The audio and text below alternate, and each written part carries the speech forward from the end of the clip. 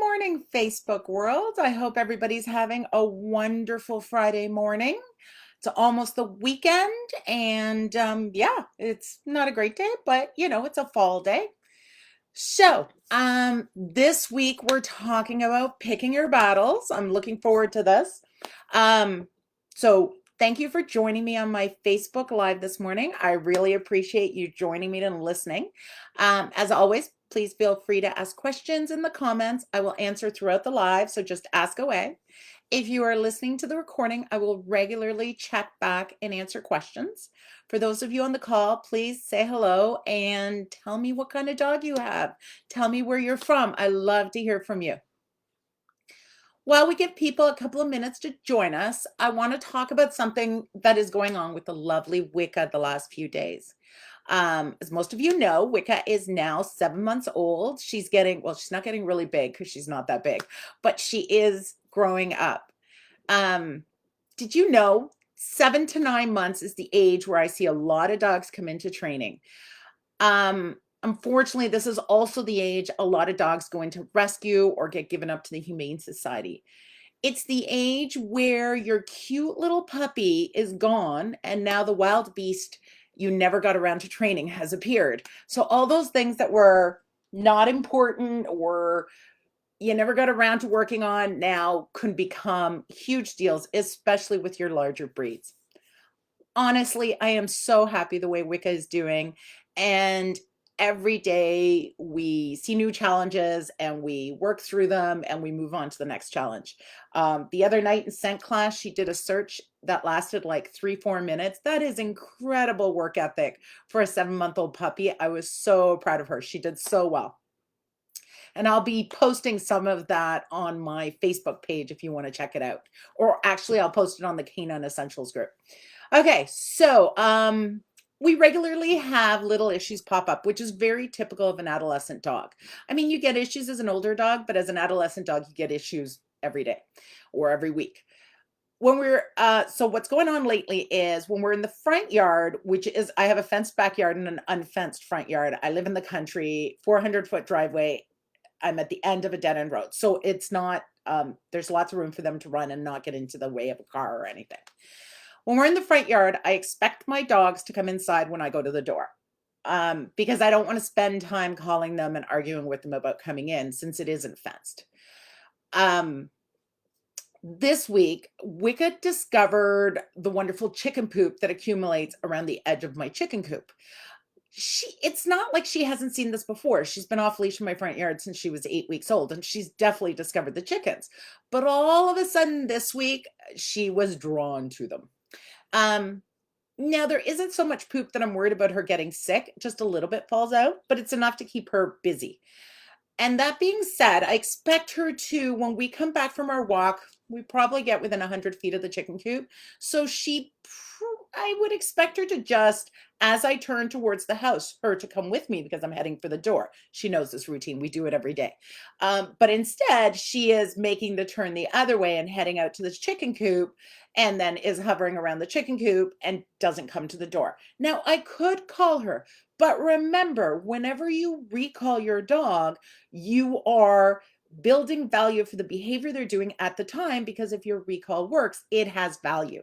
And I know this is a really hard concept to wrap your head around, but it's so true. You call your dog, you're reinforcing whatever they're doing. So if she left me and I called her, I'd be reinforcing her leaving me. And honestly, I'd like her to just come with me. And I hate having to nag, or my goal is not to nag. And then it would be, what if she didn't come? Now she's not coming when called. So many things. So to manage this, remember how I always work on stuff. The first step is stopping it from happening. The second step is building an alternate behavior. So for the last few days, she's been on leash. So towards the end of our walk, she goes on leash. So she doesn't have that choice. I took away the choice of going to the chicken coop, and I am rewarding her when we get to the door. So I'm building value for the behavior I want, which is at the end of our walk, come to the door, and I'm taking away value from the behavior I don't want, going to the chicken coop. So I'll keep her on leash for about a week, and then I'll test it. I'll let her go and just keep walking to the door, and she'll make one of two choices. She'll either come to the door and get heavily reinforced, or she'll go to the chicken coop and stay on leash for 2 weeks. It makes no difference to me. I have complete faith that eventually that habit will kick in of, oh, I go to the door. It's a thing dogs do. They test behavior and then they move on. Can you think of anything that's happening with your dog that you can see it? Maybe you've got a young dog or you've got an adult dog who's practiced it for a while and now you're in an argument about it. Or you've got a young dog that you're like, oh, this week my dog started doing this and I really want to stop it. So maybe I can help, give me a comment and I can help you try to figure out a solution. Okay, back to today's topic, which is kind of so that what we just talked about the chicken coop is picking your battles is kind of one of those things. That was a battle that I thought was worthwhile having with her. And I hate to call them battles because I don't want to fight with her, but sometimes you are having a little conversation. I want to start with an example so I'm sure you understand what I mean by picking your battles. I got a call the other day. This gentleman has a 10-week-old little puppy, and his big concern was the dog is eating stuff in the yard. The dog is eating grass, the dog is eating sticks, the dog is eating anything that goes into the puppy's mouth. Now, this is one of those things that I'm like, if you're going to let your dog out in the yard, your dog is going to eat grass. Dogs eat grass. It's a normal behavior. If I find my dogs are eating a lot of grass, I buy the green powder because I feel they're telling me they need something in their bodies that they're not getting. But dogs eat grass, whether they do it because they for fun, like they're bored, or whether they do it because they need something. It's one of those things. Dogs chew sticks. It's there, they're available, they can change sticks. Dogs chew sticks.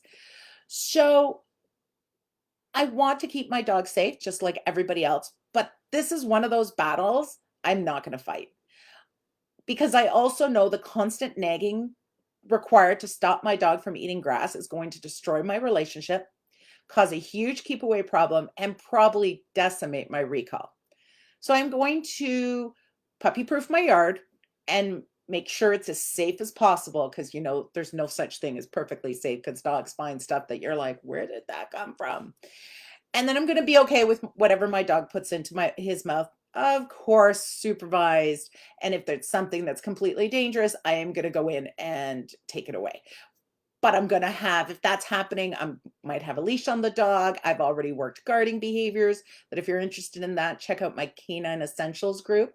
I've done some work right away. I'll start doing work on me approaching you when you have stuff in your mouth is good for both of us. And that gets rid of the keep away problem. The other thing I'm going to go in is calmly. If you're going in hard, they're going to more likely pick up and run. More as a startle because they're like, oh, you're coming. But if you're like, hey, how are you? How's it going? And approach calmly, they're like, hey, how are you? So I have had a client who called me about this. And for her, she understood it was a normal behavior, but she had a problem with a previous dog who ended up needing obstruction surgery because they'd gotten a bunch of sticks stuck in their stomach, which unfortunately doesn't happen often, but it does happen. And because she'd done this once, she was like, I can't let him eat sticks. And I'm like, okay. So we needed to manage it. We needed to find a solution to prevent the dog from being able to pick up sticks. And what she ended up doing was baby gating her deck so that the dog could hang out on the deck where there wasn't any sticks, and therefore she could be calm and not worried about the sticks. And then when they were out in the yard, she could supervise more and be more proactive of teaching him not to pick up sticks or calling him back when he picked up sticks and taking them away with some training. So that's building value for an alternate behavior.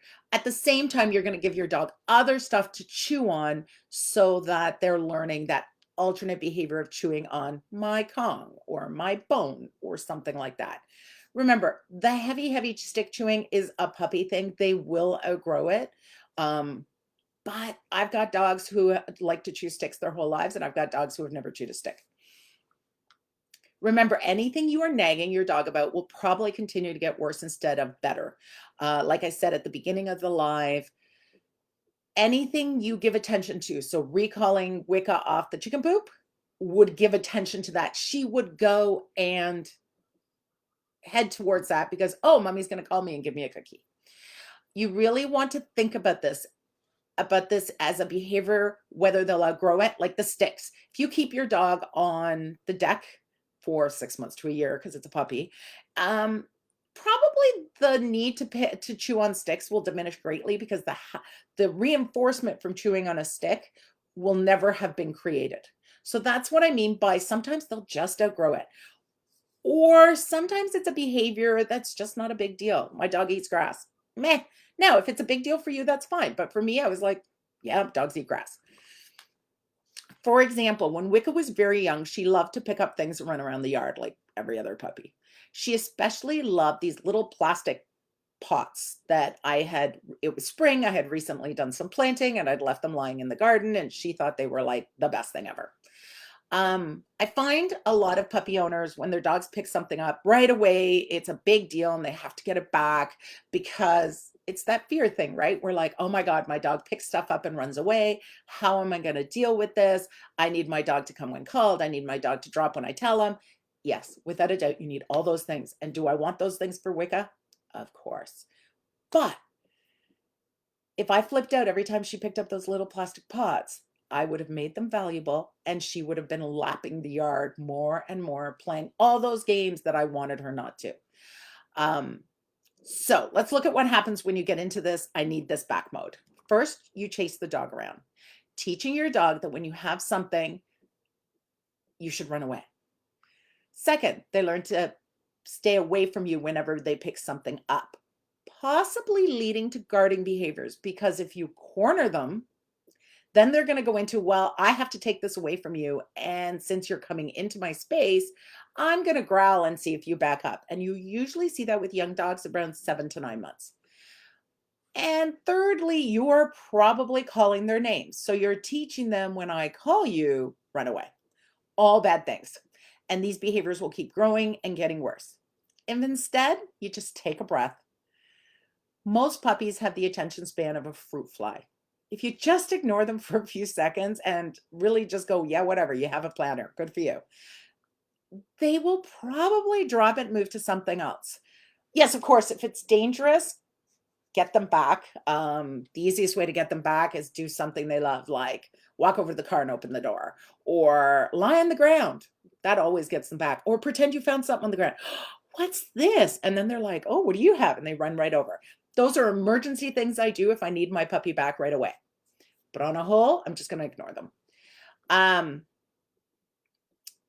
And always assume your dog is going to pick up anything, and you got to make sure your yard as puppy proof as possible. Back to Wick and the planners. For the first few weeks, she would pick them up every time we walked out the front door. And now she doesn't even give them the time of day. She would just, meh, she walks right by them. And now I finally put them away because I was curious how long it would take her to just be like, this is no longer exciting. Now she runs out the front door, runs around the yard, and we head out on our walk. So the walk became higher value. The planters became lower value. For me too, I really want my dogs to be very comfortable putting different things in their mouth. So I'm totally happy with them picking up, especially metal, because a lot of dogs don't like metal in their mouth. I'm very happy with them picking up things and running around with them because it gets them used to things in their mouth that they can hold.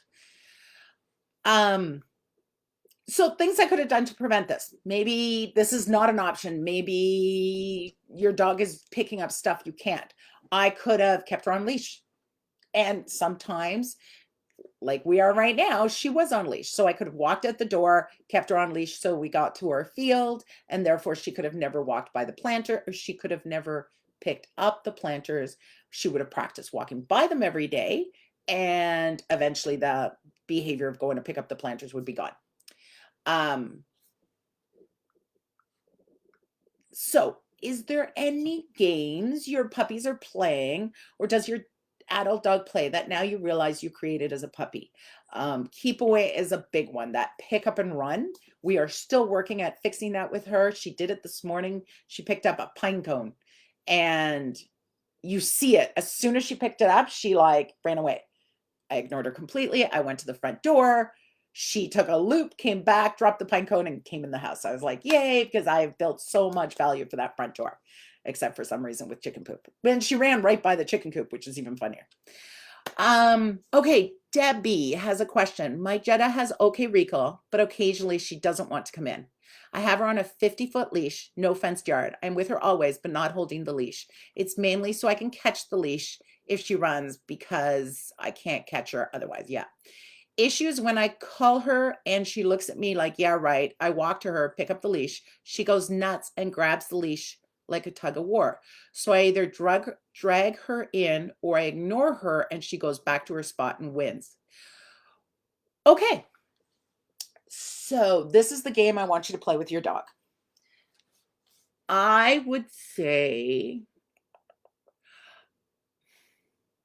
are you annoyed with her when you pick up the leash? So before you pick up the leash, have you spent a couple of minutes calling her and her going, nah, I don't want to? That sounds to me like a stress reaction. And if it's not even happening there, is it happening somewhere else where you pick up the leash and pull her towards you? So what I would be working on is, and I've done this with Wicca because she doesn't always let me catch her. So the leash is on the ground. I walk towards the dog on the leash. So I'm not picking up the leash, but I'm stepping on the leash so she can't leave. When I get to the dog, I give them a cookie and I walk away.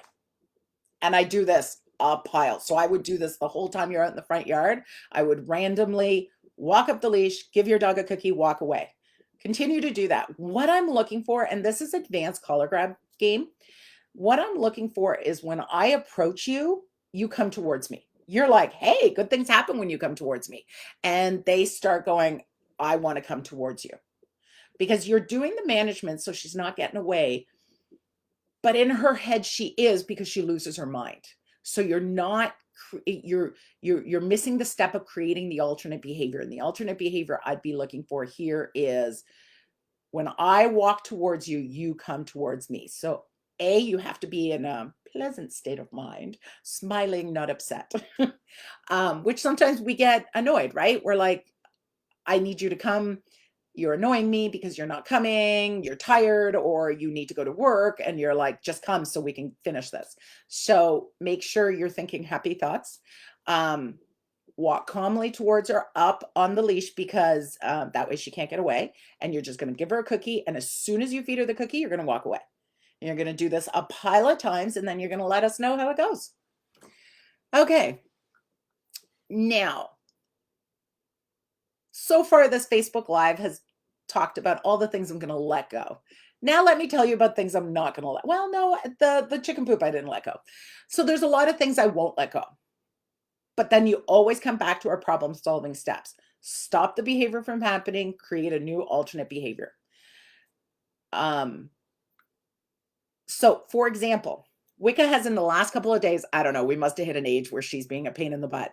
So in the last couple of days, when I walk into the house, she's only done it once.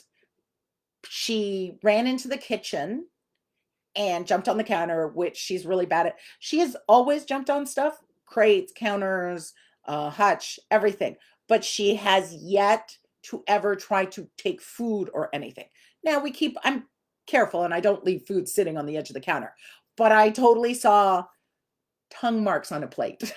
So I was like, oh, okay. So now you're leaving me at the back door while I take off my shoes and you're running into the kitchen and you're looking for stuff to lick. So this is when the behavior has now gotten to the point where I'm like, no, we need to fix this.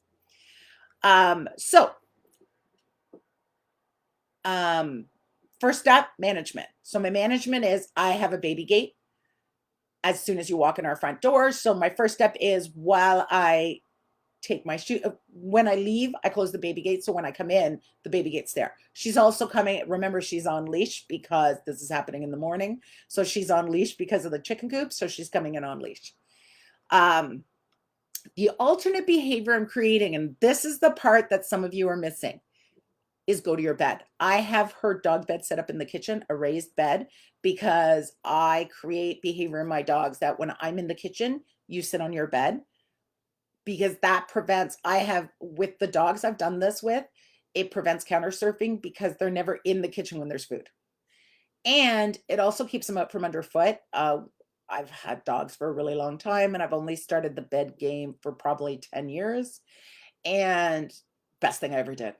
Otherwise, you're doing dishes and you've got a dog lying behind you. You don't know. You go to step and you almost fall. We have a hallway kitchen right now, so it's really crowded when the dogs are in there. So best thing I ever taught my dogs was you go lie. There's a couch in my kitchen. There's a dog bed. There's crates. You go lie somewhere that's not under my feet, and I reward them heavily. So because of that, we've already started building the bed behavior. So now I walk her on leash. We walk straight to the bed, and I reward her for getting on the bed. I will again, like the chicken poop, I will do this for a couple of weeks and then I'm going to give her some freedom, making sure the counters are clear. So if she makes the wrong choice and decides to go into the kitchen, there'll be nothing there to reward her because jumping by itself on the counter is no big deal.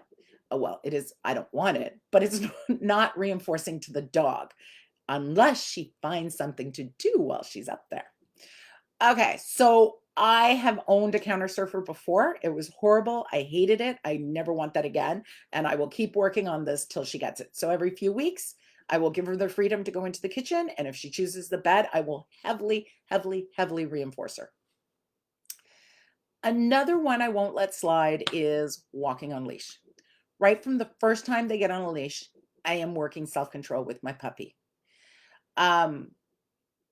Most people put their puppies on a leash and it's like a trainer years ago said, it's like a divining rod. We just follow them around. So right away, you're teaching them whatever you want on leash is available. I do the opposite. I teach them whatever you want on leash is not available. If I need to put them on leash to go to the bathroom, I use a long line that I can step on because you have to let them go wherever they need to go when you're teaching your 8-week-old puppy to go to the bathroom, but I don't want them to learn to pull. So if I have to have them on leash, I just drop the leash, let them drag it around. But if they go out of the range of wherever I need them to be, I just stand on it.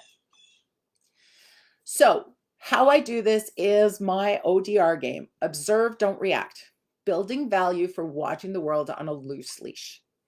This is the game that helps teach the dog to understand being able to watch something and stay in their body, stay under control.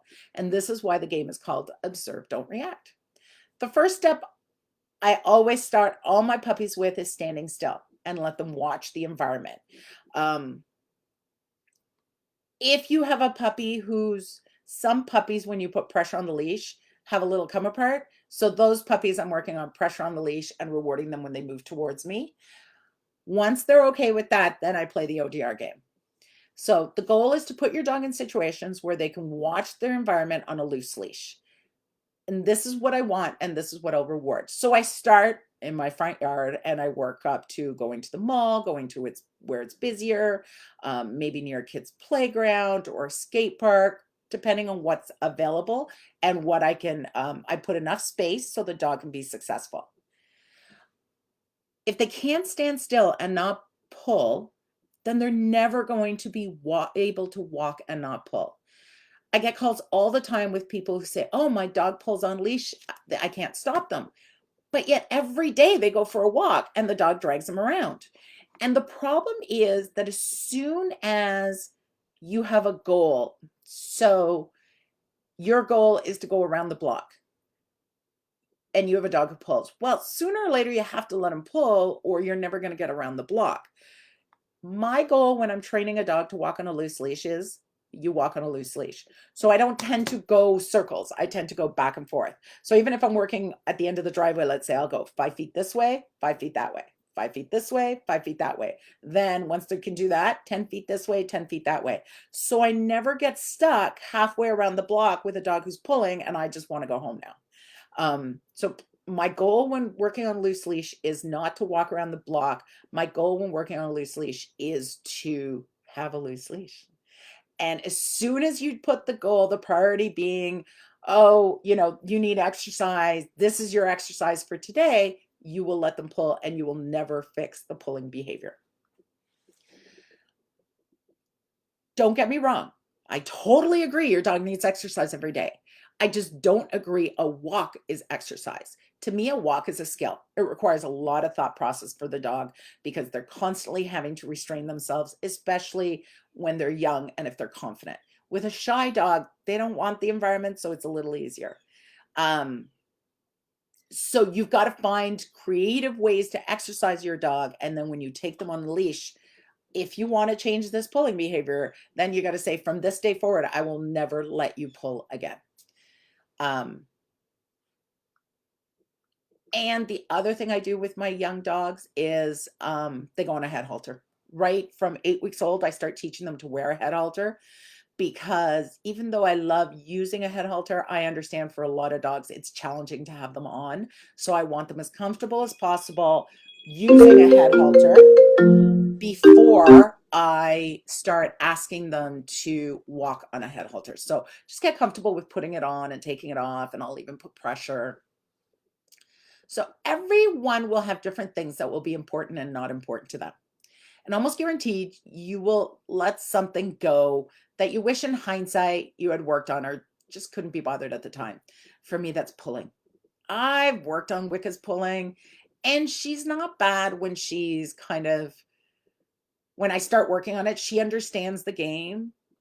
But honestly, most of the people I hang out with are totally happy with her jumping and it's easy and I've let it go. And I see it happening and I'm like, man, I can't be bothered. So don't stress about it. Just make sure you understand your dog is going to jump. And then you can put management in place. Like I can stand on her leash when she's meeting someone so that she can't jump. And then I manage it when I need it. But 90% of the time, I don't care. Because every dog is different and some need more help in some areas than others. For her, it would have been jumping. Every time I get a new dog, I have behaviors I feel I need to work on. These change depending on life and the dog. For example, when Iggy, my now 10-year-old border collie, was a baby, I had a 1.5-year-old child who, being a little boy, was walking, running, playing with little rolly cars. And Iggy was extremely herdy right from 8 weeks old. So we spent a lot of time teaching Iggy not to hurt the child. Of course, using my ODR game. With Speck, my 5-year-old border collie, I didn't work on this at all. I never once had to work on it. He was nowhere near as herdy, and I don't know if Logan being 6 by this time, he just ran around different, but Speck never ever felt he needed to herd Logan. All you can do is work on behaviors as they come up. Now my son is 12. And again, I've not worked, don't chase the child with Wicca, but now he doesn't run around like he did at 1.5 or at 6. Also be prepared. There's stuff that's going to come up because of breed type. So for example, if you have a Spitz breed, think Siberian Husky, or a Hound, think Beagle, you are going to have to spend a lot of time working on the invisible leash, building that bond to stay with you because they are bred to hunt or run. And it's really easy for that drive to get stronger than staying with you drive. With your herding dogs, they are going to be sensitive to motion, such as chasing cars, bikes, and little children. So as much as I said Wicca doesn't, bother Logan when he's running, she did chase him on the bike. So we had to work on that right from when she was 9 weeks old for her to be able to watch him ride down the driveway and not think she needed to hunt him down. With retrievers, around 7 to 9 months, they are probably going to pick up and relocate anything that will fit in their mouth. So having a drop it command becomes really important. I had a Chesapeake and we had a dog door. So when she was that age, we constantly had to go find our shoes outside. She didn't chew them. She just relocated them. So yeah. So think about your puppies, and are you seeing these behaviors come up? What kind of dog do you have? Do you have a herding dog? Do you have little kids who he's now chasing around the yard and possibly starting to nip? That needs to be fixed because I guarantee you that will be one behavior that will get much, much worse and not go away.